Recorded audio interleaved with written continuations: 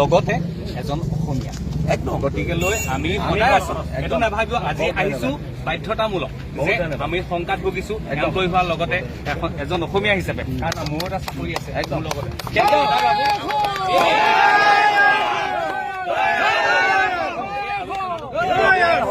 হাত জোকাৰি ধন্যবাদ।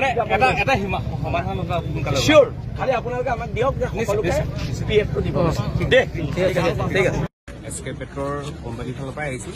যিহেতু আমি এতিয়া যথেষ্ট শংকাত ভুগিছোঁ এমপ্লয়ী হিচাপে ইয়ালৈ আহি, যিহেতু যিটো পৰিস্থিতি দেখিছোঁ যে কালিলৈ হয়তো যদি আমাৰ কোম্পানীটো কিবা এটা ব্লেকলিষ্টলৈ যায়গৈ বা তেনেকুৱা এটা পৰিস্থিতি হ'বলৈ হয়, তেতিয়া আমাৰ এটা পৰিয়াল নহয়, মোৰ লগত মোৰ পৰিয়ালটো জড়িত আছে।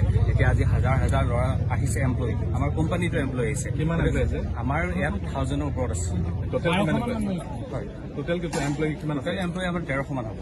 গতিকে এই 1300 এমপ্লয়ী আমি শংকাত ভুগিছোঁ। সেইকাৰণে আমি আজি ওলাই আহিছোঁ ইয়াত যিহেতু আমাৰ বিভাচিতৰ লগত আমি এইটো নহয় যে আমি ইয়াত আলোচনাত বহিছোঁ, তেওঁলোকৰ এটা আমি অনুৰোধ কৰিবলৈ আহিছোঁ, ৰিকুৱেষ্ট এটা কৰিব আহিছোঁ যাতে যি তেওঁলোকৰ দাবী আছে বা যিখিনি তেওঁলোকৰ আলোচনা আছে সেইখিনি আলোচনাৰ মাজেৰে সোনকালে আলোচনাটো হওক আমাৰ কোম্পানীৰ লগত, আৰু ইয়াৰ এটা সঠিক সিদ্ধান্ত তেখেতলোকে লয় যাতে।